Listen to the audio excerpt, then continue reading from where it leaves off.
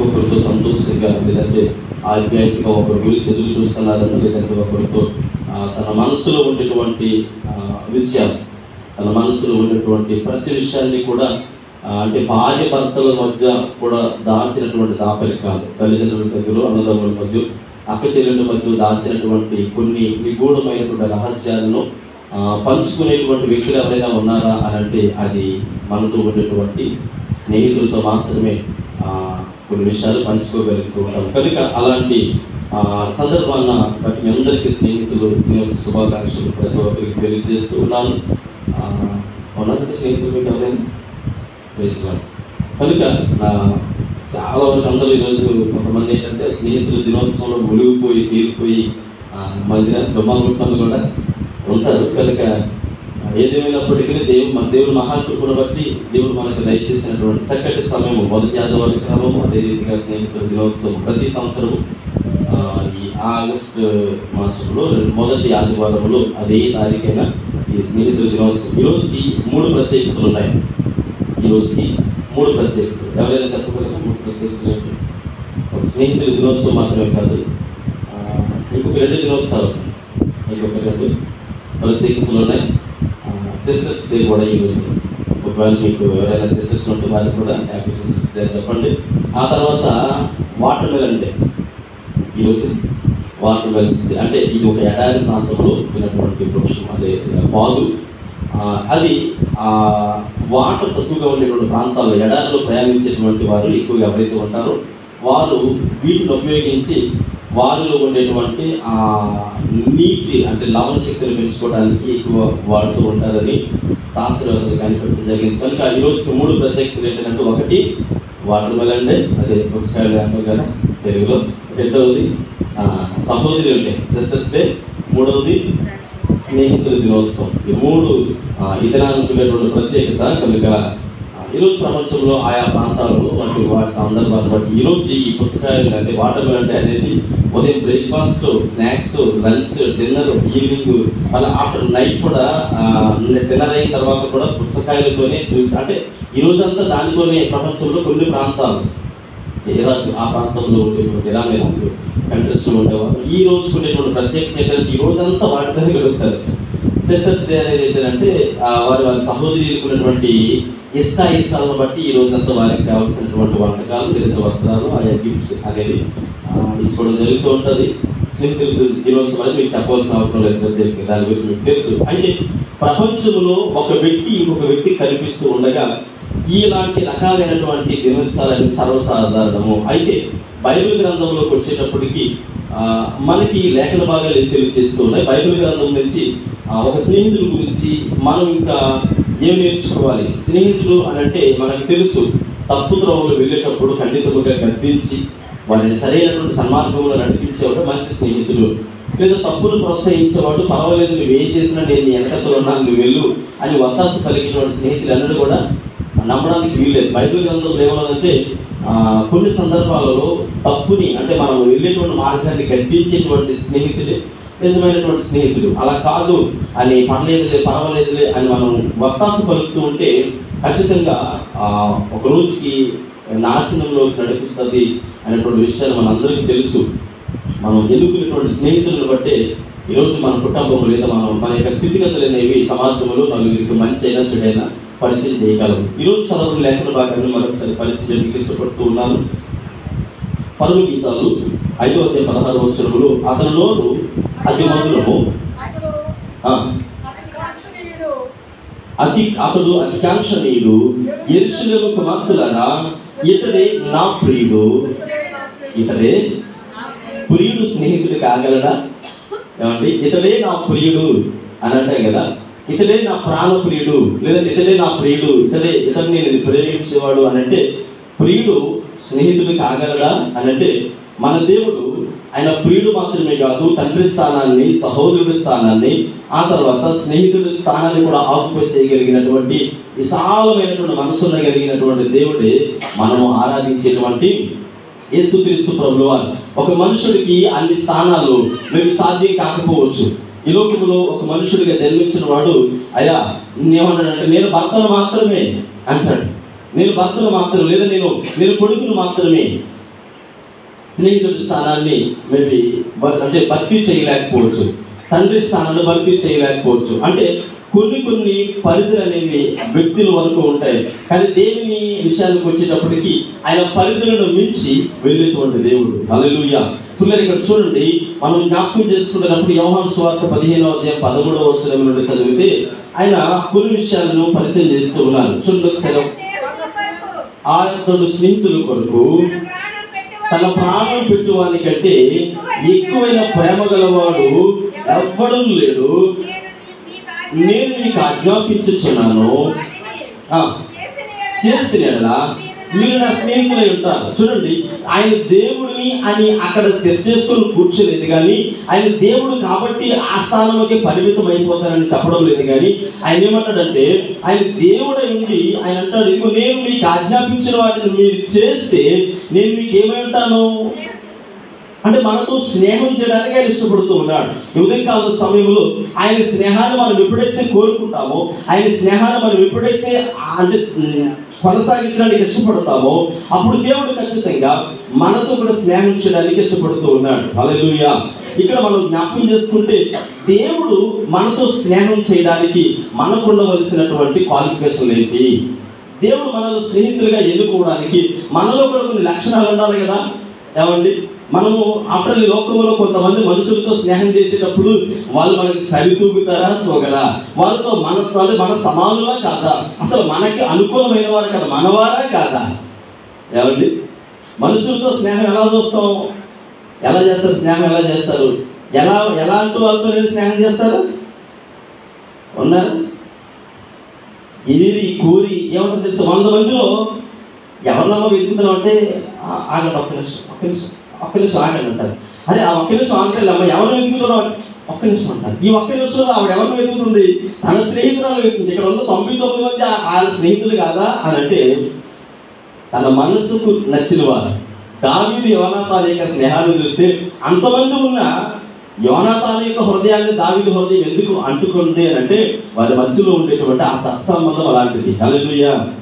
కనుక మనం దేవుణ్ణి అంటే దేవుడు మనల్ని స్నేహితులుగా అంగీకరించడానికి, దేవుడు మనల్ని స్నేహితులుగా ఎన్నుకోవడానికి ఖచ్చితంగా కొన్ని రకాలైన అర్హతలు ఉండాలి.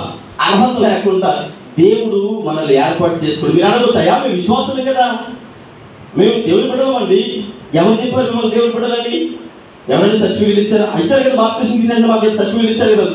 బాప్తిస్మం సర్టిఫికేట్ వేరు, దేవుని బిడ్డలు వేరు. దేవుని బిడ్డలో కొన్ని లక్షణాలు ఉంటాయి, దేవుని బిడ్డలో కొన్ని క్వాలిఫికేషన్ వాళ్ళు చూడగానే మనకు అనిపిస్తుంది. మీరు చూడండి, ప్రకటన గ్రంథంలో చదవవలసిన లేదు కానీ ఒకసారి నా వైపు చూడండి, అబ్జర్వ్ చేయండి. ప్రకటన గ్రంథంలో దేవునితో పాటుగా 3.5 సంవత్సరాలు ప్రయాణం చేసినటువంటి ఒక శిష్యుడు, ఆయన హృదయానికి అట్టుకొని జీవించినటువంటి శిష్యుడు ఒక దేవదూత రాగానే సాష్టాంగపడి నమస్కారం చేస్తూ, బాబు నేను నీలాంటి దూతనేనయ్యా, నా పాదాలకు నమస్కారం చేయొద్దు అని అంటే, అక్కడ అంటారు కదా, అయ్యో అంటే మీరు అలాంటి దూతేనా అని అంటే, ఇప్పుడు సాష్టాంగపడి నమస్కారం చేస్తూ ఉన్నారు. ఆ విధేయత, ఆ తగ్గింపు, ఆ మనస్తత్వం ఆయన మనసులో ఒక నాటుకుపోయింది. ఏంటో తెలుసా? దేవుడు నాకు కనబడితే నా ప్రవర్తన ఇలా ఉంటుంది. అది దేవుని బిడ్డలో ఉండే లక్షణాలు. మీకు అర్థమవుతుంది అనుకుంటాను నా మాటలు. దేవుని బిడ్డలో ఉండే లక్షణాలు ఏంటో విధేయత కనబడుతుంది, గర్వం ఏమాత్రం ఉండదు, దీనత్వం కనబడుతుంది, తగ్గింపు కనబడుతుంది, మాటలు అంటే ఆ రకమైన మృదుత్వం కనబడుతుంది, కఠినత్వం కనబడదు. యోహాను యేసుక్రీస్తు ప్రభువారితో 3.5 సంవత్సరాలు ప్రయాణం చేశాడు అంటే దేవుడు ఎవరో దూత ఎవరో గుర్తించలేని స్థితిలో ఉన్నాడా? దేవుని బిడ్డలో ఉండే లక్షణాలు వేరు. అంటే దేవుడు నీతో స్నేహం చేయాలంటే ఖచ్చితంగా నీలో కొన్ని లక్షణాలు ఉండాలి. ఏంటి ఆ లక్షణాలు? బైబిల్ గ్రంథంలో చాలా మంది దేవునితో స్నేహం చేసిన వారు ఉన్నారు. అయితే ఇక్కడ బైబిల్ గ్రంథంలో ఎంతమంది దేవునితో స్నేహం చేసిన కొంతమంది కొన్ని విషయాలు మాత్రం నేను మీ ముందుకు తీసుకురావడానికి ఇష్టపడుతూ ఉన్నాను. చూడండి, దేవుడు ఇక్కడ యోహాను సువార్తలో యేసుక్రీస్తు ప్రభువు వారు అంటారు, మీరు శిష్యులు కాదు. మీరు జాగ్రత్త గమనించండి. ఒక గురువు గారు ఉన్నారనుకోండి, గురువు గారు శిష్యుకి విద్యను బోధించేటప్పుడు పరిపూర్ణంగా ఎప్పుడు కూడా శిష్యుడికి నేర్పించడు. ఎందుకు నేర్పించడు తెలుసా? తనకంటే ఎప్పుడైనా ఒకవేళ ఎదురు తిరిగితే ఆ శిష్యుని ఎలా జయించాలో కొన్ని చిట్కాలో గురువు గారి దగ్గర పెట్టుకుంటాడు కనుక. పరిపూర్ణంగా నేర్పించడు. అంటే యేసుక్రీస్తు ప్రభువు వారు ఆ ప్రాంతంలో ఆయన జన్మించినటువంటి ప్రాంతం, సంచరించినటువంటి ప్రాంతం ఏదైతే ఉందో ఆ ప్రాంత ప్రజల యొక్క హృదయ వాంఛలను బట్టి యేసు ప్రభువు మాట్లాడుతూ ఉన్నారు. ఇదిగో మీరు నాకు శిష్యులు కాదు, మీరు నాకు స్నేహితులు. శిష్యులైతే ఖచ్చితంగా మీకు కొన్ని విషయాలు నేర్పించకుండా నేను నిగూఢమైనటువంటి విషయాలు మీరు నా మీద తిరుగుబాటు చేసినప్పుడు మిమ్మల్ని ఎలా సంహరించాలో నా దగ్గర పెట్టుకుంటాను. కానీ మీరు నాకు శిష్యులు కాదే దాచుకోవడానికి, మీరు నాకు స్నేహితులు. మరి స్నేహితులు ఎలా ఉండాలి? దేవుని ప్రతి ఆజ్ఞను పాటించాలి, దేవుని ప్రతి మాటకు లోబడాలి. ఈరోజు ఎంతోమంది దేవుని సన్నిధిలో ఆయన శిష్యులుగా ఉన్న చాలా మంది, నేను యేసు ప్రభువు శిష్యుడు నా కోసం అంటే దేవుడి కోసం నా ప్రాణం ఇచ్చాను. నువ్వు శిష్యుడిగా ఎంతకాలం ఉంటావు? స్నేహితుడిగా ఉండలేవా? శిష్యుడిగా ఉంటే కొన్ని విషయాలు నీకు తెలియదు. చాలా మంది అంటారు, అదేంటంటే అర్థం కాదు పాట గారండి, ఇది బైబిల్ కానీ మరి అసలు నాకు అర్థం కాని విషయం ఏంటంటే ఉదయం వేసి బైబిల్ పట్టుబడి చదువుతానండి, అసలు అందులో విషయాలు అర్థం కావట్లేదండి. ఇదేమన్నా గ్రాంథికమా, హిబ్రూనా, గ్రీకా, లేదంటే వేరే వేరే లాటిన్ లాంగ్వేజ్లో ఉంది, మనకి అర్థం కాని భాషలో ఏమైనా ఉందా? బైబిల్ గ్రంథం మీద నీకు అర్థం కావడం లేదు, బైబిల్లో విషయాలు నీకు అంటే నీ హృదయానికి అంటుకట్టడం లేదు, తాకడం లేదనంటే నీ హృదయం గతించిన ఆదివారం చెప్పారు కదా, నీ హృదయం ఆల్రెడీ కొన్ని విషయాలతో నిండిపోయింది. ఆల్రెడీ నిండిపోయింది కనుక దేవుని వాక్యం నీ వరకు రావడం లేదు. ఆయనతో మాట్లాడడానికి ఇష్టపడుతున్నాడు. ఆయన స్నేహితుడి దగ్గర ఏ విషయాన్ని దాయడు. అందుకని అబ్రహాం విషయం అంటాడు, ఇదిగో నేను చేయదలిసినటువంటి కార్యం అబ్రహాముకు దాచుకొని చెప్పకుండా ఉండునా అంటే స్నేహితుడిగా ఆయన భావిస్తే ఖచ్చితంగా నీకు ప్రతి విషయాన్ని తెలియజేస్తాడు. మీరు ఎవరు శిష్యులా స్నేహితులా? ఏమండి శిష్యులా స్నేహితులా అంటే నేను శిష్యుడిగా ఉన్నాను అండి, నేను యేసు ప్రభువుకి ఇంకా శిష్యుడిగానే ఉన్నాను, శిష్యురాలుగానే ఉన్నాను అంటే ఖచ్చితంగా ఇంకా నీకు కొన్ని విషయాలు తెలియడం లేదు. అవినీతి ముగ్గురు 100 సంవత్సరాల నుంచి 100 సంవత్సరాల వయసు కలిగిన నిలవలేరు, కొన్ని నెలల తరబడి సంవత్సరాల తరబడి చదువుతూ ఉన్నారు. బైబిల్ ఇంకా అర్థం కావడం లేదంటే ఇంకా శిష్యురాలు శిష్యుడికి బోర్డెన్ సార్లు చదివామండి, బోర్డెన్ సార్లు. ఒక ఆయన అన్నారట, చాలా గొప్ప దైవజనుడు, ప్రపంచ ప్రఖ్యాతిగాంచినటువంటి దైవజనుడు, చక్కగా విలువగా సువార్తను ప్రకటిస్తూ ఉంటే ఆయన కంటే కొద్దిగా ఒక 2-3 సంవత్సరాలు అనుభూతమైనటువంటి సేవకుడు వచ్చి ఆయన కూడా మంచిగా సువార్తికుడే వచ్చి అన్నారట, అయ్యారండి ఈరోజు మీరు చెప్పిన వాక్యంలో అసలు ఆ విషయాన్ని మీకు ఎలా మీరు బైబిల్ గ్రంథం నేను దాదాపుగా చాలాసార్లు చదివాను కానీ మరి ఈ విషయాన్ని మీరు ఎలా బయలుపరిచారు నాకు అర్థం కావడం లేదు. మీరు బైబిల్ గ్రంథాన్ని ఎన్నిసార్లు చదివారంటే దాదాపుగా బైబిల్ గ్రంథాన్ని నేను 200 సార్లు పైబడి చదివాను.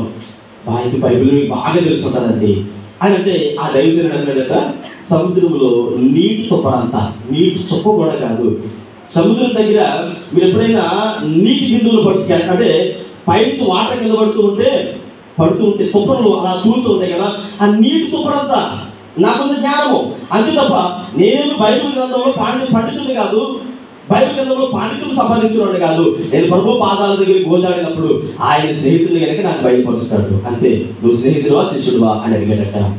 అంటే స్నేహితుడికి ఏ విషయాన్ని దాయడానికి ఇష్టపడ్డ దేవుడు ఖచ్చితంగా బయలుపరుస్తాడు. శిష్యుడిగా ఉంటే ఖచ్చితంగా దాపరికం ఉంటుంది, కొంచెం తన దగ్గర పెట్టుకుంటాడు. ఇక్కడ మనం చూసినట్లయితే బైబిల్ గ్రంథంలో రోమేలు రాసిన పత్రిక చదవవసరం లేదు, అక్కడ కూడా ఒక మాట ఏమంటుందంటే అక్కడ మనం జ్ఞాపకం చేసుకున్నట్లయితే నా ఆత్మ లేనివాడు వాడు కదంటే దేవుని మనసుతో అంటుకట్టబడాలి. దేవుని ఆత్మలీలో ఉన్నప్పుడు నీవు దేవుని సంబంధమే, నువ్వు దేవుని స్నేహితుడివే కనుక నీవు ఆత్మ లేని వాడు అయితే దేవుని సంబంధం కాదు. దేవుని ఆత్మలీలో లేదంటే ఏ ఆత్మ ఉంది మీకు తెలుసు. చాలా మంచి ఆత్మలు పెట్టుకొని జీవిస్తూ ఉంటారు చాలా మంది. కానీ ఏమంటారు తెలుసా, మేము ఎవరు అనుకున్నారు, మేము ఫలానండి, మీరు ఫలానే ఫలించేటువంటి గుంప, ఫెయిల్ అయిపోయే గుంప. ఫెయిల్యూర్ గుంపులో మనం ఉంటే నువ్వు ఫలానా అని కేరపడని చెప్పుకోవాల్సిన అవసరము లేదు. యేసుక్రీస్తు ప్రభు వారి కుమారుడిగా నువ్వు బ్రతకాలి అంటే ఆయన అంటే నువ్వు ఆత్మ లేనివాడు కావాడు కాదు, నీవు స్నేహితుడుగా ఆయనను అంగీకరించాలంటే ఖచ్చితంగా నీలో కొన్ని లక్షణాలు ఉండాలి. బైబిల్ గ్రంథంలో చాలా మంది స్నేహితులు ఉన్నారు, దేవుని అంగీకరించిన వారు, దేవుడు అంగీకరించిన వారు. మీరు చూడండి, కొన్ని సందర్భాల్లో కొంతమంది మనతో స్నేహం చేయడానికి ఇష్టపడతారు, కానీ మనం వాళ్ళతో స్నేహం చేయడానికి ఇష్టపడం. ఎందుకని వాళ్ళ బిహేవియర్ ఏదో ప్రాబ్లం మనకి కొన్ని నచ్చవు కనుక వాళ్ళతో మనం దూరంగా ఉంటాం. అదే మనం కొంతమందితో చేయాలనుకున్నప్పుడు వాళ్ళు మనతో చేయడానికి ఇష్టపడరు, ఎందుకని మనలో ఏవో లక్షణాలు వాళ్ళకి నచ్చకపోవచ్చు. కానీ బైబిల్ గ్రంథంలో జ్ఞాపకం చేసుకుంటున్నప్పుడు దేవుడు స్నేహితులుగా ఎన్నుకున్న వ్యక్తులు చాలా మంది ఉన్నారు. అయితే నేను అంటాను, దేవుడు ఎన్నుకోవడానికి కొన్ని లక్షణాలు కావాలి అన్నాను కనుక క్లుప్తంగా ఒక వ్యక్తి గురించి మాత్రమే తెలియచేయడానికి ఇష్టపడుతూ ఉన్నాను. ఇతను మనందరికీ చాలా సుపరిచితమైనటువంటి ఒక గొప్ప దైవజనుడు అనవచ్చు, లేదా మరి ఒక వక్త అనవచ్చు, లేదా ఒక రాజు అనవచ్చు, ఏదైనా అనవచ్చు. ఇజ్రాయేల్ ప్రజలు దేవుని సన్నిధిలో మరి ఎంత దేవుని సముఖంలో అభివృద్ధి చెందారో మనకు తెలుసు. వారందరికీ మూల పితరుడైనటువంటి వాడు, అసలు ఇజ్రాయేల్ జనాంగములకు ఆది పితరుడైనటువంటి అబ్రహాం గారి గురించి మనం జ్ఞాపకం చేసుకుంటే, అబ్రహాం గారు గురించినటువంటి చరిత్ర బైబిల్ గ్రంథంలో లేదా చరిత్ర అంతగా ఎవరికి తెలియదు.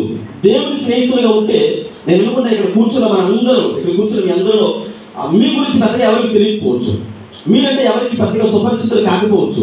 కానీ దేవుని స్నేహితులుగా ఉంటే మిమ్మల్ని అతి కొద్ది కాలంలోని దేవుడు ప్రపంచానికి పరిచయం చేస్తాడు అనడంలో, లేదా దేవుడు గొప్ప కార్యాలు చేస్తాడు అనడంలో ఏమిటో అతిశయోక్తి లేదు. మీరు ఎక్కడో మరుగున పడిపోయి ఉండొచ్చు, కానీ దేవుడు చేసేటువంటి కార్యాలు ఎలా ఉంటాయంటే, అబ్రహాం జీవితంలో 1922 సంవత్సరం నుండి 1932 సంవత్సరం వరకు, అంటే ముందు కాలంలో అబ్రహాం గారి గురించి చరిత్ర ఎక్కడ కూడా ఆధారాలతో ఉన్నటువంటి గుర్తులేవి లేవు. మీకు అర్థమవుతుంది అనుకుంటా. 1922 సంవత్సరం నుండి 1932 వరకు అబ్రహాం గారు కూర్చున్నటువంటి బిఫోర్ క్రైస్ట్, అంటే 1982కు ముందు అబ్రహాం గారు కూర్చున్నటువంటి గుర్తులు ఆధారాలు ఏవి కూడా లేవు, ఏమీ లేవు. అసలు చరిత్ర అంతా కూడా వెతుకులాడుతూ ఉన్నారు. అసలు దేవుడు అబ్రహాంతో స్నేహం చేయడానికి గల కారణం ఏంటి? దేవుడు అబ్రహాం ఏ విధంగా అంగీకరించాడు? అబ్రహాంకి దేవుడికి ఉండేటువంటి ఆ స్నేహబంధం అనేది లేదా అంటే ఒక చోట దేనికి ఆధారపడి ఎందుకు అంతలా రీసెర్చ్ చేయవలసి వచ్చిందని అంటే, దేవుడు అంటాడు ఒక మాట, నేను చేయవలసినటువంటి పని అబ్రహాంకు దాచిపెట్టుకొని చెప్పకుండా ఎలా ఉంటాను అని అంటే, అంతటి స్నేహం అనేది ఎలా ఏర్పడింది?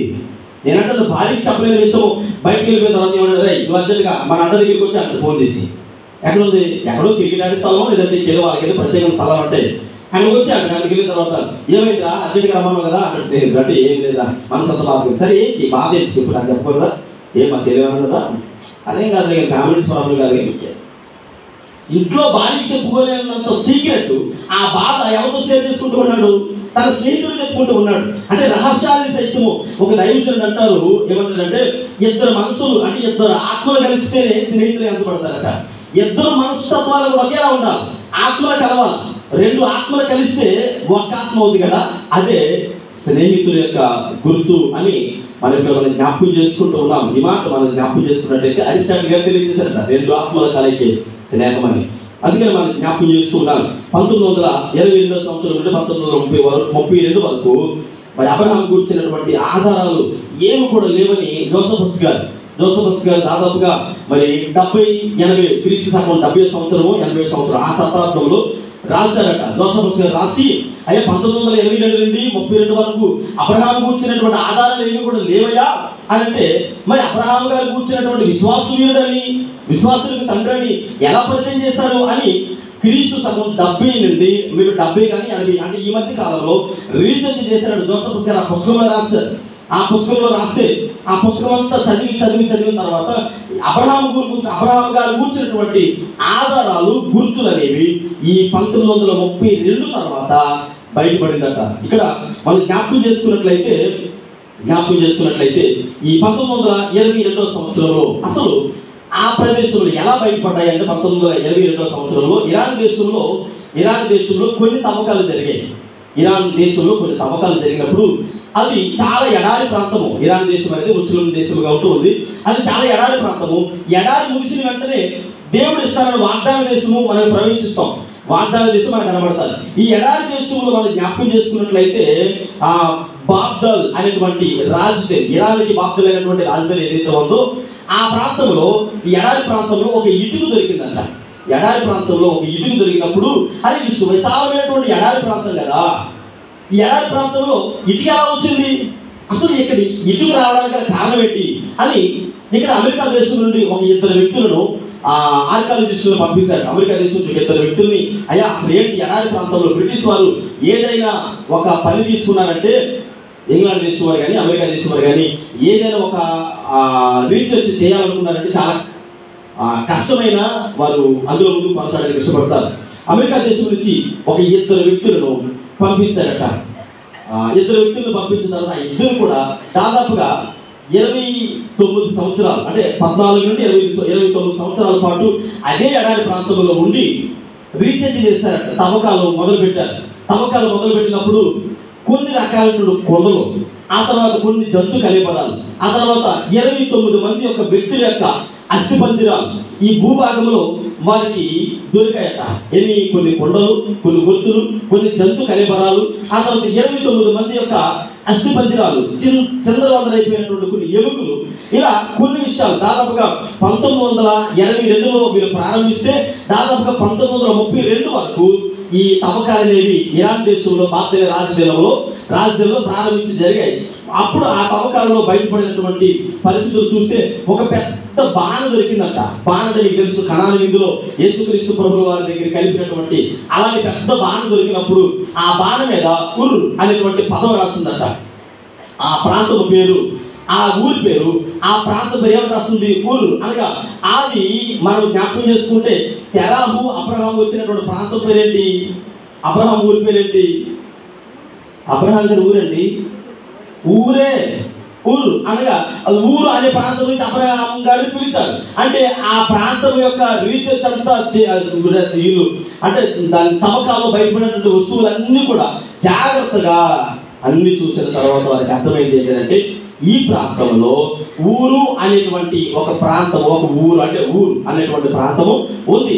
అది ఎక్కడుంది అని ఆలోచించి ఆ ప్రాంతం యొక్క చరిత్ర ఏంటి అని ఆలోచన చేస్తే ఆ ప్రాంతం నుంచి మీకు తెలుసు అబ్రహాం గారిని దేవుడు ఎప్పుడు మాట్లాడాడు, ఎప్పుడు పిలుచుకున్నాడు, ఏ అధ్యాయంలో, ఏ పుస్తకంలో అబ్రహాం గారిని పిలుచుకోవడం గురించి? ఏ పుస్తకంలో ఉందండి? ఆది కాండంలో 12వ అధ్యాయంలో. అంతకుముందు దేవుడు అబ్రహాం గారితో దాదాపుగా కొన్ని సంవత్సరాల క్రితం కూడా మాట్లాడారు. అంటే 11వ అధ్యాయంలో కూడా దేవుడు అబ్రహాం గారిని దర్శించారు, కొన్నిసార్లు ప్రత్యక్షమయ్యారు. 11వ అధ్యాయం చూడండి ఒకసారి మనం జ్ఞాపకం చేసుకున్నట్లయితే ఆది కాండము 11వ అధ్యాయము ఒకసారి చూడండి, వాక్యం మనం చదువుకుందాం. 31వ వచనం అనుకుంటాను. 11వ అధ్యాయం 31వ వచనం ఉందండి. చదవండి. తెరాహు తన కుమారుడగు అబ్రహామును అనగా తన కుమారుడగు అబ్రహాము భార్య అయిన సారాయి అను తన కోడలిని తీసుకొని కానానుకు వెళ్ళుటకు కల్దీయుల ఊరను పట్టణములో నుండి వారితో కూడా బయలుదేరి హారాను మట్టుకు వచ్చి అక్కడ నివాసించింది. 11వ అధ్యాయం 31వ వచనం అదేనండి. ఇక్కడ చూడండి, ఆ పట్టణం హారాను మట్టుకు వచ్చి అక్కడ నివసించును. తెరాహు బ్రతికిన దినములు 200 ఏండ్లు. తెరాహు హారానులో మృతి పొందెను. ఇక్కడ మనం జ్ఞాపకం చేసుకున్నట్లయితే 30వ వచనం కూడా చదవండి. సారాయి ఆమెకు సంతానం లేదు. తెరాహు తన కుమారుడు అబ్రహాము తన కుమారుడు అనగా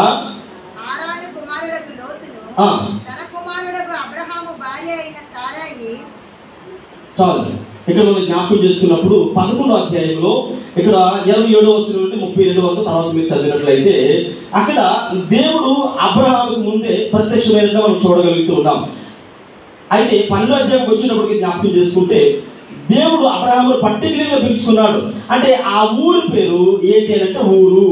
అది ఆ బాణ మీద ఉన్నటువంటి ఆ ఆధారాలను బట్టి అక్కడ ఉన్నటువంటి పరికరాలన్నీ కూడా శాస్త్రవేత్తలు రీసెర్చ్ చేసినప్పుడు సైంటిఫిక్గా తేలినటువంటి ఆధారం అంటే వారి నిర్ధారణకు వచ్చారు ఏంటంటే 1922 నుండి 32 వరకు అబ్రహాము గారి గురించి మనం అనుకుంటూ ఉన్నాం తప్ప ఆయనకు వచ్చినటువంటి ప్రత్యేకమైనటువంటి ప్రాంతం ఎక్కడుంది అని అంటే గుడ్డిగా చదివేసుకుంటున్న పుస్తకాల్లో ఉంది, అప్పుడు బాగానే వెళ్ళిపోతుంది. కానీ పర్టికులర్ రీజన్ అనేది అబ్రహాముకు దేవుడు అంత ప్రాధాన్యత ఇవ్వడానికి గల కారణం ఏంటంటే ఈ ప్రాంతం నుండి దేవుడు పిలువబడడానికి మరి వచ్చారు. అంటే దేవుడి ద్వారా పిలువబడ్డారని మనం జ్ఞాపకం చేసుకుంటూ ఉన్నాం. అయితే మనం జ్ఞాపకం చేసుకుంటున్నప్పుడు ఈ వీళ్ళు 32 వరకు తవ్వకాలు ప్రారంభించారు, బాగానే ఉంది. సద్దాం హుస్సేన్ గారు వచ్చారు. అప్పుడు సద్దాం హుస్సేన్ గారు అధికారంలోకి రాగానే తవ్వకాలు ఆఫ్ చేశారు. మళ్ళీ ఆయన చనిపోయిన తర్వాత మళ్ళీ 36 వరకు తవ్వకాలు ప్రారంభించి వాటిలో కొనసాగించిన తర్వాత వాటిలో వచ్చినటువంటి ఆధారం 2016 సంవత్సరంలో అంటే ప్రభుత్వం అథారిటీతో కూడినటువంటి సర్టిఫికేట్ చేసింది. ఏంటంటే ఖచ్చితంగా ఆ ప్రాంతము అబ్రహాము నివసించినటువంటి ప్రాంతము, తన తండ్రి నివసించినటువంటి ప్రాంతము. తెరాహు ఆయన అబ్రహాం యొక్క తండ్రి గారు చాలా ఆస్తిపరుడట. అక్కడ మనము ఆ తవ్వకాల్లో మరలా సద్దాం హుస్సేన్ గారు చనిపోయిన తర్వాత తవ్వకాలన్నీ మళ్ళీ ప్రారంభిస్తే 37 తర్వాత ప్రారంభిస్తే 36 వరకు ఆ తవ్వకాలు ఒక పెద్ద ఇల్లు కనపడింది. ఆ లోపల ఉండేటువంటి ఒక పెద్ద గోడౌన్ అండి, ఒక పెద్ద ఇల్లు కనపడింది. ఆ ఇల్లులో దాదాపుగా ఒక 5,000 మంది నివసించగలిగేటువంటి ఇల్లు, అంత సువిశాలమైనటువంటి ఆ తవ్వకాల్లో బయలుపడినటువంటి పురాతనమైనటువంటి ఇల్లుని కనిపెట్టారు. కనిపెడితే ఆ ప్రాంతంలో అంత ధనవంతులు ఎవరు ఉన్నారు అని ఆలోచన చేస్తే ఆ ఊరిలో తెరాహు అనగా అబ్రహాము యుద్ధానికి వెళ్ళినప్పుడు లోతుని పట్టుకుని వెళ్ళిపోతారు కొంతమంది రాజులు. అప్పుడు అబ్రహాము యుద్ధానికి వెళ్ళినప్పుడు తన దగ్గర ఉన్నటువంటి యుద్ధ వీరులు ఎవరు తీసుకుని వెళ్ళాడని రాయబడింది బైబిల్ గ్రంథంలో. ఆదికాండం 14వ అధ్యాయం 14వ వచనంలో ఏమని రాయబడింది? ఆదికాండం 14వ అధ్యాయం 14వ వచనంలో పట్టణని విని తన ఎంట పుట్టిన 300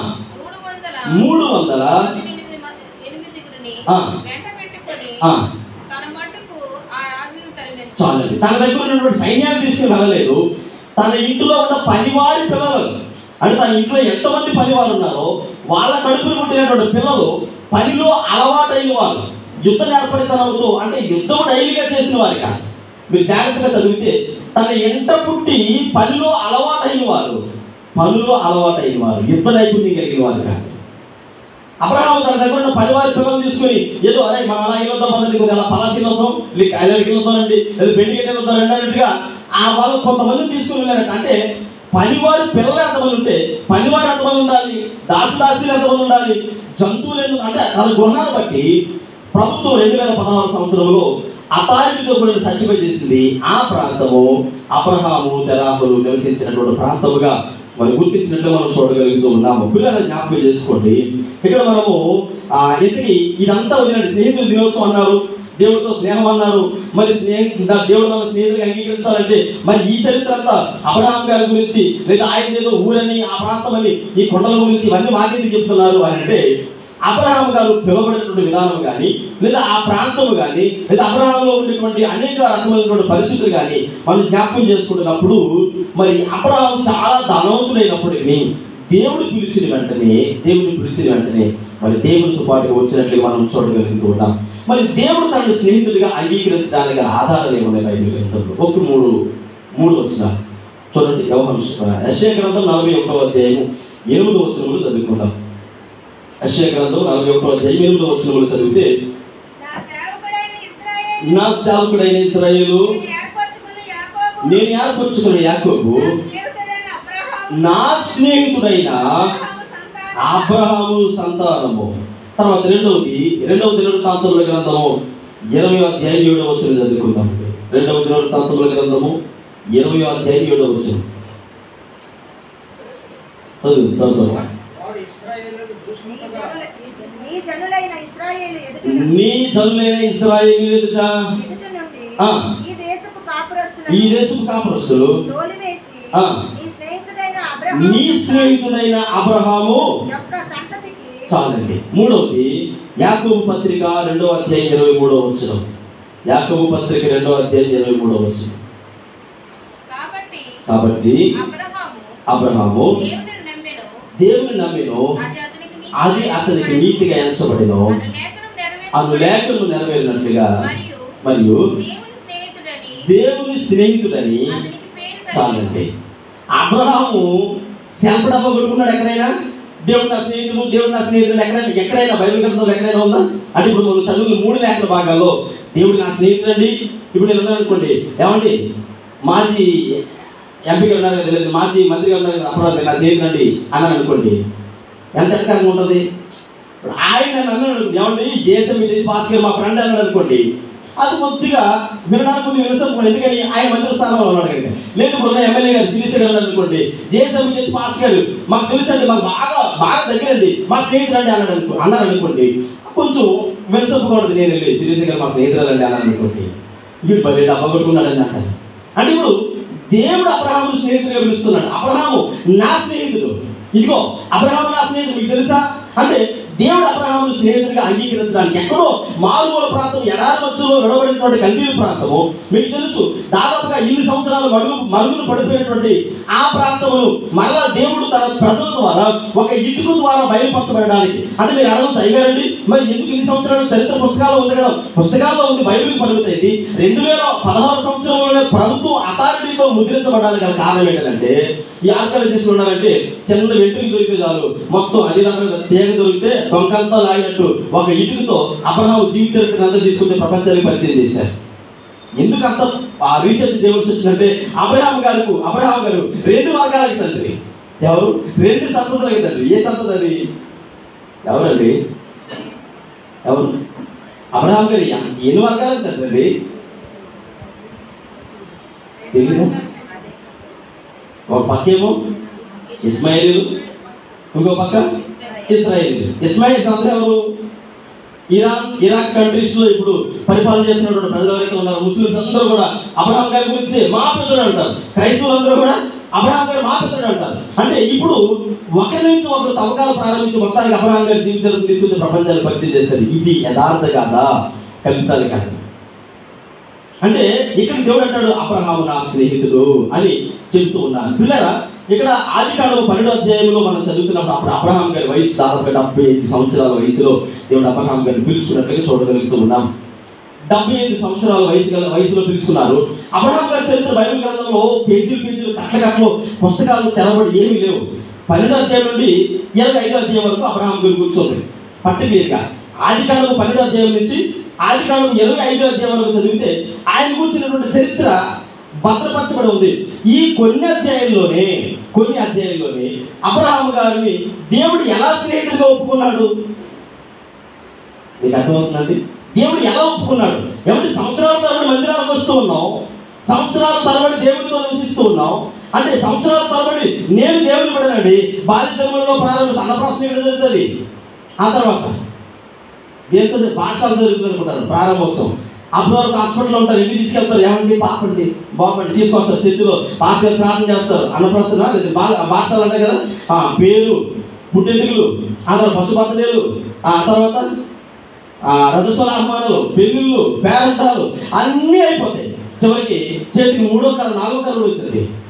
కానీ మనం ఎవరి స్నేహితులని ఎవరంటే నాకేం తెలుసు, ఆయన చెప్పాలి కానీ మీరు నేను చెప్పుకుంటారుగా అంటారు. అబ్రహాము గారు 12వ అధ్యాయంలో తన జీవితం 75వ సంవత్సరంలో ప్రారంభించబడింది. 75వ సంవత్సరంలో ప్రారంభించబడి 25వ అధ్యాయానికి వచ్చేటప్పటికి అబ్రహాము గారి వయసు, అబ్రహాము గారు 2 సంవత్సరాల వయసులో ప్రథమ కుమారుడికి జన్మనిచ్చారు 100వ సంవత్సరంలో. 75 నుంచి 100వ సంవత్సరానికి వచ్చేటప్పటికి అబ్రహాం గారి వయసు ఎంత అంటే దాదాపుగా అబ్రహాం గారు నాకు తెలిసి 180 సంవత్సరాలు దేవుడితో అడపాలా జీవించినట్టుగా. అంటే ఇప్పుడు చూస్తే తన వయస్సును బట్టైనా అబ్రహాం గారు దేవుడి సన్నిధిలో ఎలా అసలు అంత వృద్ధుడు దేవుడు ఎలా స్నేహితుడిగా భావించాడు, అసలు వృద్ధుడు దేవుడికి ఎలా అనుకూలంగా జీవించాడని ఆలోచన చేస్తే ఇక్కడ మనం జ్ఞాపకం చేసుకుంటున్నప్పుడు ఆది కాండంలో కొన్ని విషయాలు నేను ముందుకు తీసుకురావడానికి ఇష్టపడుతూ ఉన్నాను. దేవుడు అబ్రహాములో తనకి నచ్చినటువంటి కొన్ని లక్షణాలని ఏం చూసి దేవుడు అబ్రహామును అంత స్నేహితుడు అని చెప్పుకున్నాడంటే ఇప్పుడు చదవబడినటువంటి లేఖన భాగాల నుంచి మనం జ్ఞాపకం చేసుకుంటున్నప్పుడు 12వ అధ్యాయంలో అబ్రహాం గారిని పిలుచుకున్నటువంటి దేవుడు 18వ అధ్యాయం ఆదికాండము 18వ అధ్యాయము మొదటి వచనాన్ని మనం చదువుకుందాం. మరియు మమ్రే దగ్గరనున్న సింధూరు వనములో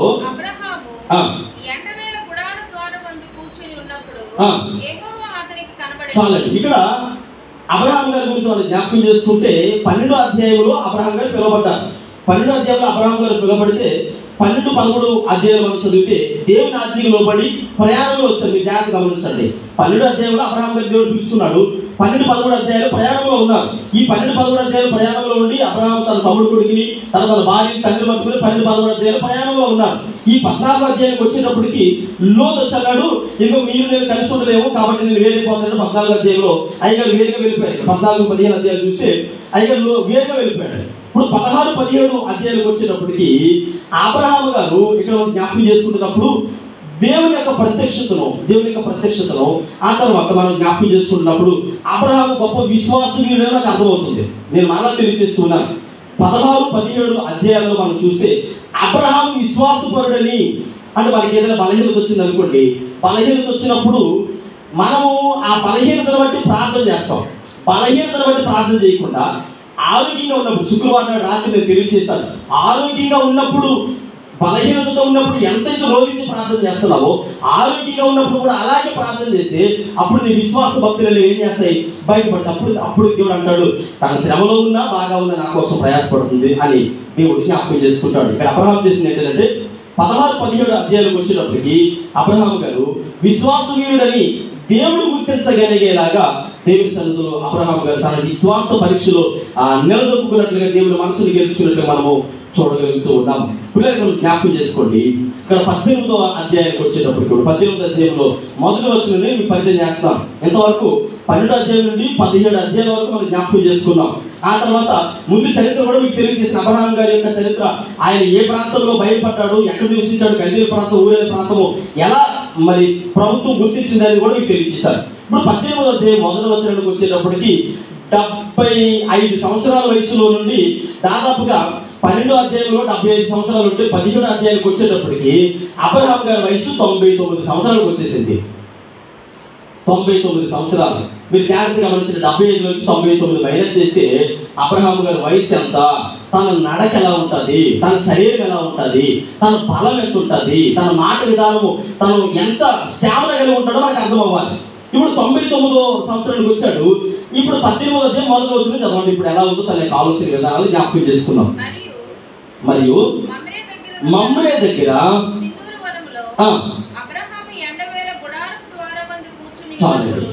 ఇక్కడ అబ్రహాము గారి యొక్క ప్రయాణం ఎలా ఉండేది అంటే 24 సంవత్సరాలు అయిపోయింది. ఇప్పుడు దాదాపుగా 12వ అధ్యాయం నుండి 18వ అధ్యాయానికి వచ్చేటప్పుడు 24 సంవత్సరాల వ్యవధి. ఈ 24 సంవత్సరాల వ్యవధిలో మధ్యలో చిన్న మిస్టేక్స్ కూడా జరిగాయి. ఏంటి ఆ మిస్టేక్స్ అంటే సారమ్మ గారు కొంచెం తొందర పెట్టారు. కొంత తొందర పెట్టి ఫోర్స్ చేయడం వల్ల ఆగర్ దగ్గరికి వెళితే ఇస్మాయిల్ పుట్టాడు.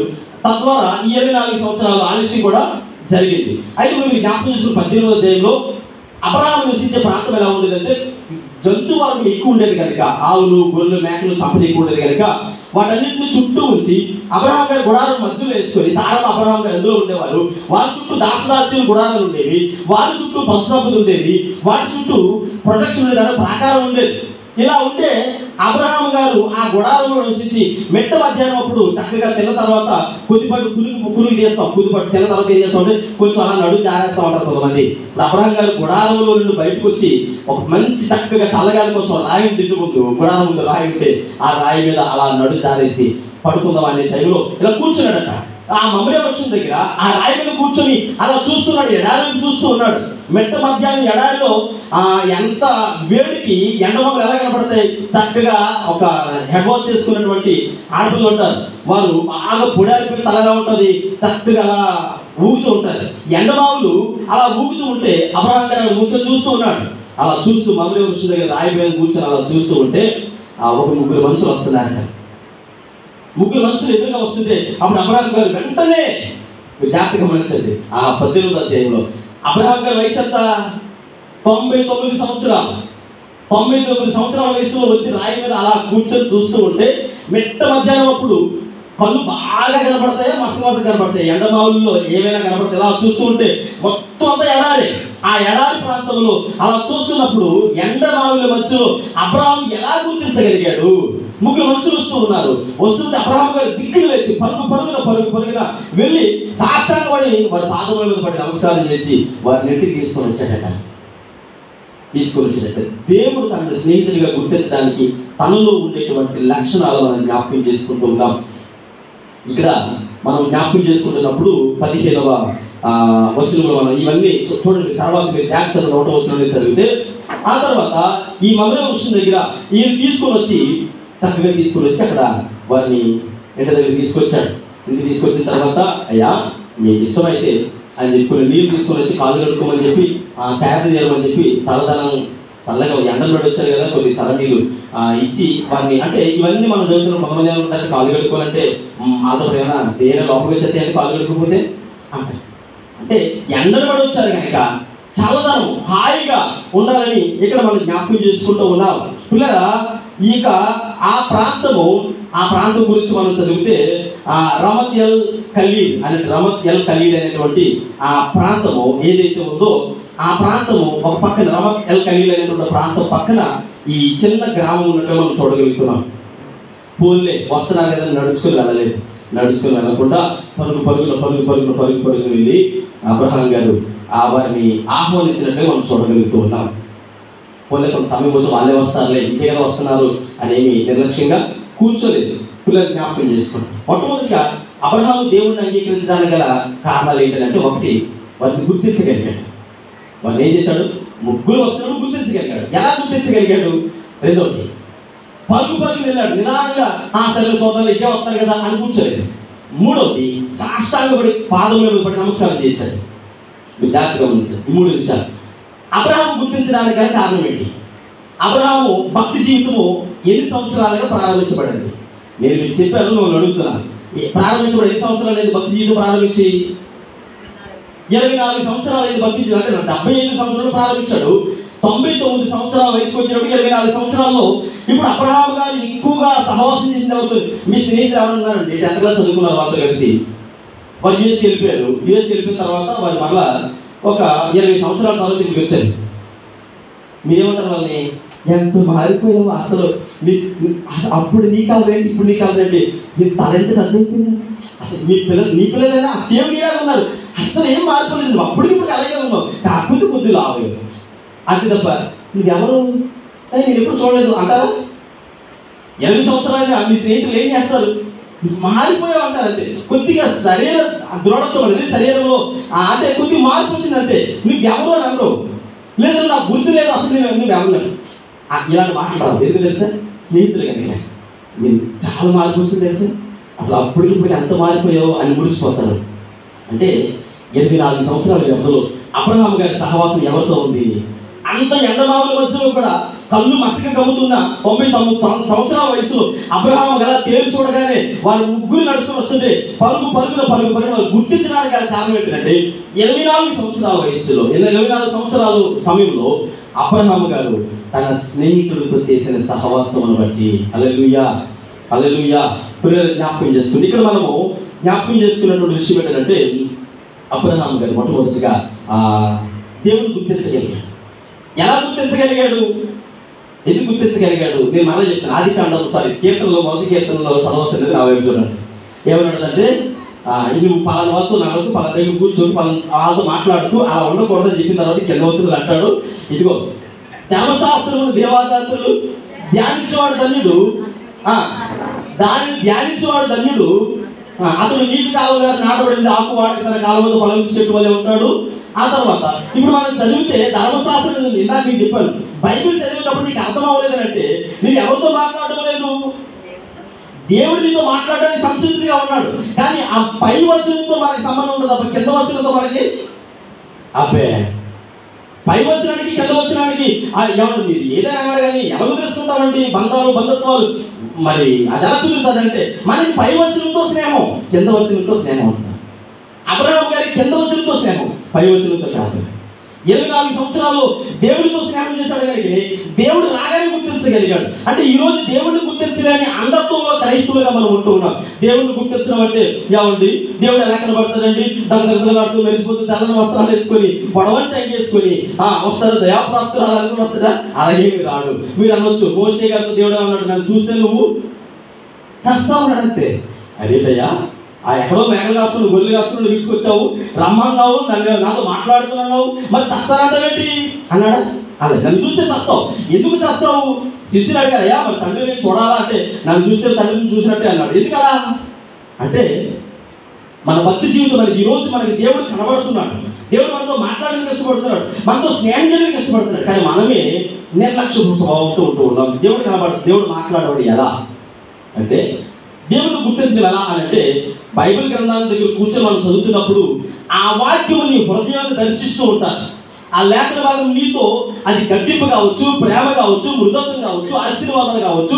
ఆ లేఖన భాగం ఎప్పుడైతే మన మనస్సును తాకుతూ ఉందో అప్పుడు నీకు ఆ స్పర్శ తెలుస్తూ ఉంది. అది దేవుడు నా పక్కనే ఉన్నాడు, నాతో మాట్లాడుతూ ఉన్నాడు. ఉన్నాడు అని ఎప్పుడైతే మోకరించి ప్రార్థించి అయ్యా ఇదిగో నువ్వు నాతో మాట్లాడితే నేను బ్రతుకుతానయ్యా అని ఎవరైతే చెప్పగలరో అది దేవుని గుర్తించడం అంటే. దేవుని గుర్తించడం అంటే ఆయనేమో గుర్రం ఎక్కొచ్చి మన దగ్గర వచ్చి అలా ప్రత్యక్షం అవడు. అబ్రహాము గారు అక్కడ కూర్చొని 24 సంవత్సరాలు దేవునితో కలిసి లేడు, దేవునితో సహవాసం చేశాడు, దేవునితో మాట్లాడాడు, దేవుని సన్నిధిలో ప్రార్థన చేశాడు. కనుకనే అలా వస్తూ ఉన్నప్పుడు ఆయన గుర్తించగలిగాడు. నీ స్నేహితుడు 20 సంవత్సరాలైనా 30 సంవత్సరాలైనా 50 సంవత్సరాల తర్వాత అయినా నీ స్నేహితుడు స్వరాన్ని గుర్తించగలవు. కింద ఎవరో మాట్లాడుతున్నారు, డోర్ వేసుకొని లోపల ఉన్నారు అనుకోండి, డోర్ వేసుకొని లోపల ఉంటే బయట ఇంటి బయట ఎవరో మాట్లాడుతుంటే అరే వెంటనే డోర్ తీసుకొని వస్తాం. ఎందుకు వస్తాం? అరే రా లోపల రా అంటాం. ఎవరైనా అంటే రెండు ఎలా గుర్తించగలిగారు? వారి మధ్యలో ఉండేటువంటి ఆ స్నేహం అలాంటిది. అంటే దేవుడితో నీ స్నేహం ఎలా ఉంది? ఏదో ఆవాసం ఒకసారి కొన్నానికి ఒకసారి నీకు నచ్చినప్పుడు ఒకసారి నచ్చినప్పుడు ఇది మన ఫ్రెండ్సే ఇదిగో ఈ చాక్లెట్ నీకు ఆ చాక్లెట్ నాకు 10 సంవత్సరాలు పోయిన తర్వాత ఈ 10 సంవత్సరాలు పోట్లాడుకొని గుమ్లాడుకొని దమ్మాడుకొని మళ్ళీ 11వ సంవత్సరంలో హ్యాపీ ఫ్రెండ్షిప్ అన్నాం అనుకోండి. ఇది ఫ్రెండ్షిప్ అంటారు ఎవడైనా? 7 నాకు తెలిసి అయితే శత్రువుతుండే అంటాను. అంటే దేవుడితో మనకు ఉండేది స్నేహం కాదు, ఎప్పుడు కూడా వ్యతిరేక ప్రయాణం చేస్తూ ఉన్నాం. అబ్రహాము 24 సంవత్సరాల ప్రయాణంలో దేవుడితోనే స్నేహాన్ని పటిష్టత చేసుకున్నాడు. కానీ వెంటనే గుర్తించగలిగాడు. నువ్వు గుర్తించలేకపోతున్నావు అంటే దేవుడితో నీ యొక్క నడవడిక ఎలా ఉందో నీకే వదిలేస్తున్నాను. పరుగుతుంటే అబ్రహాం గారి చుట్టూ ఎంతమంది 100 మంది దాసదాసులు ఉన్నారు. అబ్రహాం రే ఆ గొర్రెడు పోతుంది చూడు అన్నాడు అనుకోండి, 10 మంది కడగడలాంటి వణికిపోయి పరిగెత్తు రే మన సేటు గారు చెప్పారని చెప్పేసి పరిగెత్తులు పారిపోయి గొర్రెలు మళ్ళించుకొని వచ్చినటువంటి సేటు ఆయన. రే కొన్ని వాటర్ తీస్తారంటే 20 మంది పరిగెత్తుకుని, ఎందుకంటే ఇంట్లో కొన్ని 100 మంది దాసదాసులు ఉన్నారు. అయ్యగారి మంచి వేసేయాలి పరుగు ఎవరికి దొరికి లోట వారు పట్టుకుని వస్తుంది. అవసరం లేదు తాగేశాను వీళ్ళు తీసుకొచ్చాడు.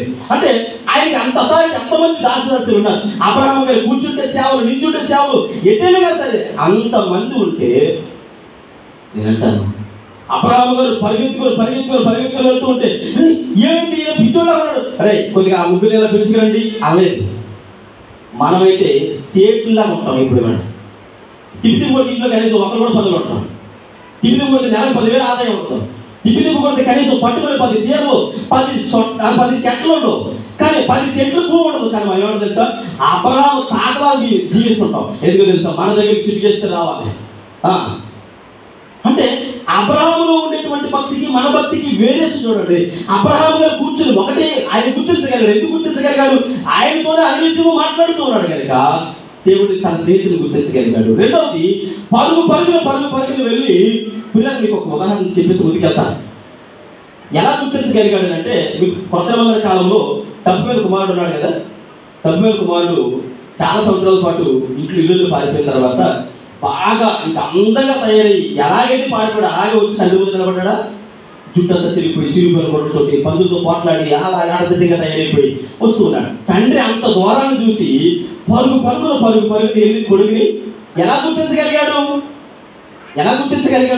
అప్పుడులాంటి వస్త్రాలు కాదు, అప్పుడులాంటి కుమారుడు మొత్తం అంతా చెడు పాడిపోయిన కుమారుడు ఎలా గుర్తించగలిగాడంటే, తండ్రి తన కుమారుడిని ఎప్పుడు కొడుకు అనుకోలేదు, తన స్నేహితుడిగా భావించాడు కనుక, స్నేహంతో జీవించాడు కనుక. అందుకనే అంత దూరాన్ని ఉన్న అక్కడ ఉన్న వారు ఎవ్వరికీ తన మీద ధ్యాస లేదు. కానీ తండ్రి తన కుమారుడిని గుర్తించి పరుగు తను పట్టుకొని తీసుకుని వచ్చాడు.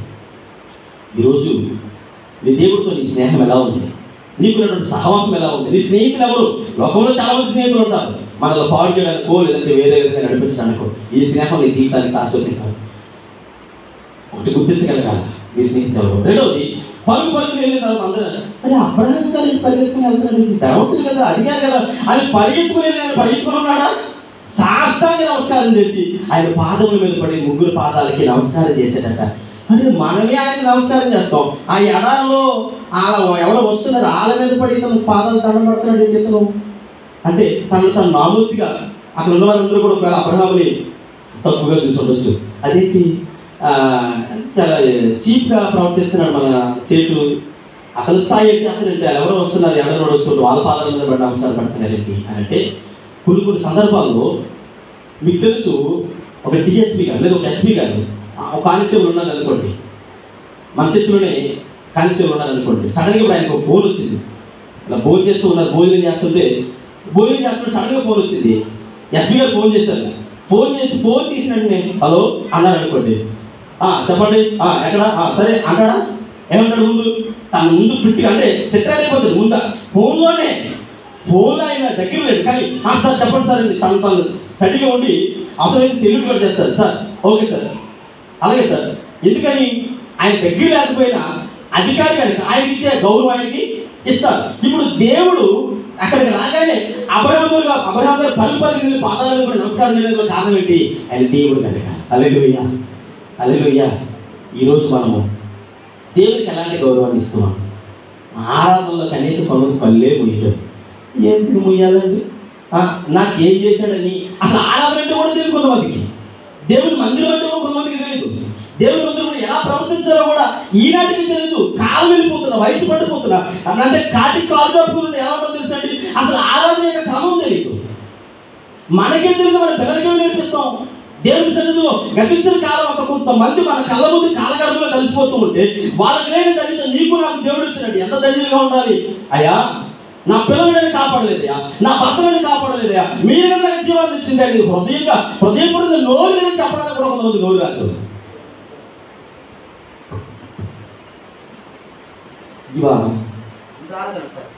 అబ్రహాము గారు దేవుని సన్నిధిలో తన స్థాయిని కూడా మరిచి, తన అథారిటీని మరిచి, తన అధికారులను మరిచి పాదముల మీద పడి, కొంతమంది దాసులు చూస్తున్నా సరే ఎవరు చూస్తే నాకేంటి, నా ముందుకు వచ్చింది ఎవరు?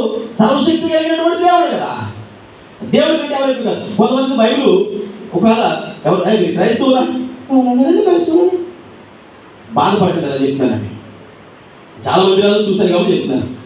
చాలా చోట్ల ఉన్నటువంటి పరిస్థితి ఏంటంటే కొంతమంది ఏం చేస్తారు తెలుసా, ఇది తీసి ఎక్కడ తెలుసా, ఎక్కడ ఎట్టుకొని వస్తారు. నాకు తెలిసిన ఒక అక్క ఉంది, ఇది తీసి ఎక్కడ ఎట్టుకొని వస్తుంది. చర్చికి దగ్గర రాగానే ఇది తీసి ఇక్కడ ఆడుతుంది, చర్చిలోంచి బయటకు వెళ్ళగానే తీసి ఎక్కడ ఆడుతుంది. దానికంటే దౌర్భాగ్యం సినిమాలు లేదు కదా. అబ్రహాం గారు నా అధికారులను చూస్తున్నాడని భయపడ్డా, లేదంటే నా పడవలతో చూస్తున్నాడు భయపడ్డారా? దేవుని గురించి గర్వంగా ఒప్పుకోవాలండి. యేసు ప్రభువుని నమ్ముకున్నానండి, నేను యేసు ప్రభువుకు మాత్రం ఎంతమంది చెప్పగలుగుతూ ఉన్నాము? ఒకటి జ్ఞాపకం చేసుకున్నట్లయితే పిల్లల అబ్రహాం గారు గురించినటువంటి విషయాలను జ్ఞాపకం చేసుకుంటే, ఒకటి గుర్తించాడు, దేవుడిని తన స్నేహితులుగా గుర్తించాడు. రెండవది ఏం చేశాడు? పరుగున నడుచుకొని వెళ్ళలేదు, పరుగున వెళ్ళి ఆయన పాదముల మీద పడి పాదాభిషేకం అలాగే నమస్కారం చేసినట్టు మనం చూడగలుగుతున్నాం. క్రిస్టోఫెని అంటారు. క్రిస్టోఫెని అంటే క్రిస్టో అనగా దేవుని గుర్తించడము, ఫెని అనగా మరి ఇక్కడ సాష్టాంగ అంటే రూపాంతరము. క్రిస్టో అనగా ఇక్కడ మనం జ్ఞాపకం చేసుకుంటే శరీరధారిగా రావడం, శరీరధారిగా వచ్చినటువంటి దినాలలో అంటే మీరు అనవచ్చు, శరీరధారిగా యేసు ప్రభువు మరియమ్మ గర్భాన్ని కదా జన్మించారు అని. మరియమ్మ గర్భాన్ని జన్మించిన మీరు కొత్త నిబంధన కాలంలో కంప్లీట్ మానవుడిగా 100% మనుషులుగా వచ్చాడు. కానీ పాత నిబంధన కాలంలో అడపా అవసరాన్ని బట్టి తను తాత్కాలికంగా మానవ శరీరాన్ని ధరించుకొని ఏదో ఒక విధంగా వచ్చి దర్శనం అంటే యేసుక్రీస్తు ప్రభువు వారు కనిపించేవారు. ఈ ముగ్గురు దేవదూతల్లో మరి మొట్టమొదటిగా మనం జ్ఞాపకం చేసుకున్నట్లయితే ఆ యేసుక్రీస్తు ప్రభువు వారు. అయితే మీకు సమయం లేదు గారికి నేను క్లుప్తంగా చెప్పుకుంటూ వెళ్ళిపోతూ ఉన్నాను. ఇక్కడ అబ్రహాం గారిని 3 విషయాలు మనం జ్ఞాపకం చేస్తున్నాం. ఒకటి తన స్నేహితులను గుర్తించాడు. రెండవది పరిగెత్తుకుని వెళ్ళాడు, నిదానంగా నడవలేదు. దేవుడి మందిరం వెళ్ళేటప్పుడు పరిగెత్తుకుని వెళ్ళాలి. దేవుడి మందిరం వెళ్ళేటప్పటికి ఆరాటంతో ఉండాలి. దేవుడి మందిరం వెళ్ళేటప్పటికి దేవుడు కూర్చున్న పని వెళ్ళేటప్పటికి ఎప్పుడు కూడా అందరికీ ముందు ఉండాలి. మనం ఏం చేస్తాం తెలుసా? నత్తలాడకంటారు తెలుసా? నత్తలాడకంటే మీకు ఇప్పుడు నత్తనే తెలుసా? నత్తలాడకంటారు తెలుసా? పెళ్లి కూతురు అంటాం. మనకు వచ్చినటువంటి మనకు తెలిసిన పదాలు ఏమో పెళ్లి కూతురు నడుస్తున్నాం అంటాం. అయిపోతాయి అక్కడ, మళ్ళీ కౌంటర్ క్లోజ్ అయిపోద్ది అంటారు. అంటే ఇక్కడ మాత్రం నత్తలాడకూడదు. అక్కడ ఏం చేస్తారు తెలుసా? చింగు మరి అంటారు లేడు లేక. కానీ ఇక్కడ మాత్రం నత్తనాడు. ఏం పర్లేదు, దారుణంగా పర్లేదు. లాస్ట్లో ఆయన 3 పాయింట్లు 4 పాయింట్లు చెప్తాడు. ఆ చివరి పాయింట్ కన్నా పర్వాలేదు, ఏం పర్వాలేదు అనేటువంటి నడక. కానీ అబ్రహాం పరుగు వెళ్ళి పాదముల మీద పడ్డాడు. ఎవరు చూస్తున్నారో పట్టించుకోలేదు. పాదముల మీద పడి నమస్కారం చేసినట్లుగా మనం చూడగలుగుతున్నాం. ఒక స్నేహితుడిని నువ్వు గుర్తించి, దేవుడు నీ స్నేహితుడిని నువ్వు గుర్తించగలిగితే నీ బ్రతుకులో జరిగేటువంటి కొన్ని ఆశీర్వాదాలు చెప్పేసి ముగించేస్తాను. చూడండి, అబ్రహాం గారి దగ్గరికి వచ్చిన తర్వాత, ఆ మమ్రే వృక్షం దగ్గరికి వచ్చిన తర్వాత ఆయన అన్నాడు, దేవుడిని పాదములను కడిగిన తర్వాత నీళ్ళు ఇచ్చాడు. అయ్యా పాలు కట్టుకోండి. నీళ్ళు ఇచ్చారు. నీళ్ళు చల్లదనానికి హాయిగా ఉండడానికి కారణం. మీకు కొంతమంది చూడండి, వాళ్ళ స్నేహితులతో కలిసిన తర్వాత కొట్టుకుంటారా, కొన్ని కుమ్ములు ఆడుకుంటారా, దెబ్బలు ఆడుకుంటారా, వాళ్ళు హాయిగా ఫీల్ అవుతారు. ఎందుకని కొన్నిసార్లు ఇద్దరు స్నేహితులు కలిసినప్పుడు పక్కనే మనం ఉన్నాం అనుకుంటే తలెప్పి వచ్చేస్తుంది. ఎందుకని వాళ్ళు సోదంతా అంటే మనం అంటాం, మనం రే బాబు ఆపడ తలెప్పి వచ్చేస్తుంది అంటాం. ఎందుకని చిన్నప్పటి నుంచి వాళ్ళు చేసినవన్నీ మాట్లాడుకుంటూ ఉంటే కొంతమంది మనం తలెప్పి వచ్చేది కొద్దిగా ఆపించారు ఎదురు కొద్దిగా మేడ మీద వెళ్ళిపోయి అంటాం. వాళ్ళు గంటల తరబడి మాట్లాడుకుంటూ ఉంటారు. హాయిగా ఫీల్ అవుతారు. అయినా అబ్బా నా చిన్నతరపు జ్ఞాపకాలన్నీ మళ్ళా గుర్తు చేసావరా అని మాట్లాడుకుంటారు. హాయిగా ఫీల్ అవుతారు. ఇప్పుడు ఈ ముగ్గురులో యేసుక్రీస్తు ప్రభువులు అన్నారు ఇద్దరు దేవదూతలు, ఒక ఆయన దేవుడు. ఇప్పుడు అబ్రహాం గారికి వచ్చినప్పుడు మాట్లాడుకుని హాయిగా చలనీతో గడుపుకొని చక్కగా సేద తీరుతూ ఉన్నారు. సేద తీరుతూ ఉన్నప్పుడు అబ్రహాం గారు చూడండి, ఇప్పుడు ఒక స్నేహితుడు అడగాలనుకోండి, మీ అలా అడిగితే ఏమండి మీ ఎవరు కూర వండేస్తారండి, చేపల కూర అంటే చేపల కూర వద్దు, వాడికి ఫ్రై అంటే ఇష్టం కాబట్టి కొన్ని చేపలు ఫ్రై చేయి, ఆ తర్వాత సాంబార్లో ఈ ముక్కలు వేస్తే ఇష్టం. ఈయనకి ఎలా తెలుసు అన్నీ తన స్నేహితుడు కనుక. ఇప్పుడు అబ్రహాం గారు పరుగు సారమ్మ గారి దగ్గరికి వెళ్ళి ఇదిగో తిని పడుకున్న చాలు కానీ లే మెట్ట మధ్యాహ్నం కదా తినేసుకొని చేప తింటున్నారు కదా, ఇప్పుడు గుడారంలో సారమ్మ దగ్గరికి వెళ్ళి ఇదిగో లే అచ్చుడు వెళ్ళే అని చెప్పేసి మందులో గెలుపు లేత దూడని శ్రేష్టమైనటువంటి దూడని తీసుకొచ్చి వదిలించి సారం కట్టాడు. ఇంకో 3 మానికలు పెట్టారు. అబ్రహాం గారు ఎన్ని సంవత్సరాలు సారం గారు అబ్రహాం గారు ఎన్ని సంవత్సరాలు కాపం చేస్తున్నారు అంటే దాదాపుగా వీళ్ళు 99 సంవత్సరాల వయసు వచ్చేసిందండి. ఇప్పుడు ఈ సంవత్సరాల వయసు కలిగిన సారమ్మ గారికి వచ్చి ఇదిగో 3 మానికలు పిండే రొట్టె చేయాలంటే ఆవిడకి తెలీదా వంట చేయడం? తెలీదా అంటే తన స్నేహితుల గురించి ఎవరికి తెలుసు? తనకే తెలుసు. తనకి ఏ పిండి ఇష్టమో ఏ వంట ఇష్టమో 3 మానికలు పిండే రొట్టె చేయి అనగానే సారమ్మ గారి నాకు తెలిసిన అనలేదు. చక్కగా రొట్టె చేసింది, చక్కగా దూడలు వదిలించారు, వీధి చేసి తీసుకొచ్చి హాయిగా వాళ్ళని తీసుకొని చక్కగా తింటున్నారు. అంటే ఒక స్నేహితుడికి ఇంకొక స్నేహితుడికి వారి ఇరువురు బంధం అనేది అంత పటిష్టంగా ఉండాలి, అంత పటిష్టంగా ఉండాలి. మమ్మల్ని వృక్షం దగ్గర ఇప్పుడు అబ్రహాం గారికి దేవుడికి మధ్యలో జరిగినటువంటి సంభాషణలను జ్ఞాపకం చేసుకుంటున్నాం పిల్లరా. అప్పుడు దేవుడు అన్నాడు ఇదిగో వచ్చే ఏట నెక్స్ట్ ఏడాది సారమ్మ మీద లోపల ఉందయ్యా, లోపల అమ్మ. ఇప్పుడు సారమ్మ గారికి వచ్చే ఏట ఈ టైంకి ఒక మంచి బిడ్డ తనకు నవ్వుకుంటున్నాడు. సారమ్మ గారు నవ్వుతుంటే సారమ్మ గారు నవ్వుతున్నారు అని ఇక్కడ ఉన్న వ్యక్తి బయట ఉన్న వ్యక్తి లోపల నాలుగు చెప్తున్నాడు. లేదే నేను నవ్వలేదు అని బొకాయించిపోయింది. ఆయన అంటారు లేదు నువ్వు నవ్వావు అంటే ఆయన ఏమన్నాడంటే అక్కడ ఆట జ్ఞాపకం చేసుకుంటే దేవుడికి అసాధ్యం కలిగినది ఏదైనా ఉందా? ఆయన కోపడ్డారు. నిజానికి కోపం వచ్చింది తన భార్య మీద. ఎవరి మీద? సారమ్మ మీద దేవుడికి కోపం వచ్చింది కనుక నేను నీ జీవితంలో ఏ కార్యం చేయలేయా, నీ జీవితంలో ఇది నేను ఆశ్చర్యంతో అనుకున్నాను కానీ సారమ్మ నవ్వి నన్ను తక్కువ చేసి మాట్లాడింది అంటే నేను దేవుడిని కదా, నేనే కార్యం చేయలేనా, నన్ను చెరచూపు చూసింది అని దేవుడు అడిగిపోయి ఉండాలి. కానీ అలా కోపడికో నువ్వు నవ్వావు అనగానే నేను నవ్వలేదు అన్నది. నవ్వావు అంటే లేదు నవ్వలేదు అని అంటే సరే అంటే దేవుడికి అసాధ్యమైనది ఏదైనా కదా వాగ్వాదంలా ఉంది. ఇక్కడ వాగ్వాదంలా ఉంది. కానీ వెంటనే ఇలా చూడగానే దేవుడికి ఎవరు కనపడ్డారు? పక్కనే అబ్రహాం గారు కనపడ్డారు. చాలా మంది స్నేహితులు అన్నారు మీ ఆవిడ మాట తీరు నాకు నచ్చలేదురా, నీ ముఖం చూసి నేను ఏం చేస్తున్నాను వదిలేస్తున్నాను, నీ ముఖం చూసి నేను ఏమనుకుంటే వెళ్తున్నాను, లేదంటే ఆవిడ మాట విధానం బట్టి అయితే నేను అసలు ఇంటికాడ చెయ్యి కడిగేవాడిని కాదు. మీ ఆవిడ ప్రవర్తన బాగలేదు. అబ్రహాం గారి ముఖం చూడగానే తన స్నేహితుడి ముఖం చూడగానే దేవుడు కనిపించింది. జీవితంలో కార్యం చేస్తాను. ఈరోజు మన జీవితాల్లో ఎవరితో స్నేహం చేస్తాం? ఎవరు మన స్నేహితులు? ఏ విధమైనటువంటి సహవాసాన్ని ఏర్పాటు చేసుకున్నాం? మనకున్నటువంటి పరిస్థితులను బట్టి మనం ఏం చేస్తామంటే నేను ఇంత పక్కన పెట్టండి. దేవుడిని గుర్తించగలుగుతూ ఉన్నారా? వాక్య రూపంలో నీతో మాట్లాడుతున్న దేవుడికి విధేయత కలుగుతూ ఉన్నారా? రెండవది దేవుడి కొరకు ప్రయాసపడగలిగేటువంటి ఆ తత్వం మీలో ఉందా? దేవుడి కొరకు పరిగెత్తేటువంటి ఆ బలం దేవుడికి ఇచ్చాడు. ఆ తర్వాత మూడవది దేవుడి సన్నిధిలో విరిగి నలిగినటువంటి హృదయం కలిగి నేల మట్టుకు ఇంకా రాయబడుతుంది లేఖన భాగం. తర్వాత 18వ అధ్యాయం 1వ వచనం నుండి 9వ వచనాల వరకు మీరు చదవండి. తర్వాత 15 వచనాల వరకు చదవడం పర్వాలేదు. నేల మట్టుకు వంగి నమస్కారం చేశాడు అబ్రహాం గారు. ఆరాధనలో నీ నా హృదయాలు దేవుడికి సమర్పించేవాడిగా ఉండాలని దేవుడి సేవకుడిగా తెలియచేస్తున్నది. 3 విషయాలు. అంటే అబ్రహాం గారిని దేవుడు తన స్నేహితులను చెప్పుకోవడానికి కారణం ఏంటంటే ఆ ఎడారి ప్రాంతంలో విడబడినటువంటి ప్రాంతంలో నుండి పిలువబడినటువంటి అబ్రహాము దేవుడు గుర్తించగలిగాడు. దేవుడి కొరకు పడేటువంటి శ్రమ ఉంది. తర్వాత దేవుని కొరకు లోబడేటువంటి విధేయత చూపించేటువంటి తత్వం ఉంది కనుక మరి అబ్రహాం గారు కొన్ని వందల సంవత్సరాలు గడిచిపోయినా చరిత్రలో నుంచి తవ్వి తీయబడినటువంటి ఆనిముత్యముగా ఈరోజు ప్రపంచం అబ్రహాం గారి గురించి జ్ఞాపకం చేసుకుంటూ ఉంది. అది నిజమైనటువంటి స్నేహంలో ఉండేటువంటి బంధము. ఈరోజు స్నేహితుల దినోత్సవం మంచిదే, అందరూ చేసుకుంటూ ఉన్నారు. అయితే ఆ స్నేహితుల దినోత్సవం ఏ విధంగా మనము అలవర్చుకోవాలనుకుంటూ ఉన్నాం. ఏదో తాత్కాలికంగా హ్యాపీ ఫ్రెండ్షిప్ డే ఆశపడి కాదు, కానీ నీ దేవుడితో నీకున్నటువంటి స్నేహబంధం ఎలాంటిది దేవుడు గుర్తించగలుగుతున్నారు. మీ స్నేహితులు నీ కొరకు చూస్తూ ఉన్నారు. నీవు గుర్తించగలిగితే ఆయన కూడా దేవుడు మీ స్నేహితులు చెప్ప. అబ్రహాం గారిని 3 సందర్భాల్లో నేను పరిచయం చేశాను. అబ్రహాం నా స్నేహితుడు, అబ్రహాం నా స్నేహితుడు, అబ్రహాం నా స్నేహితుడు అని చెప్పడం.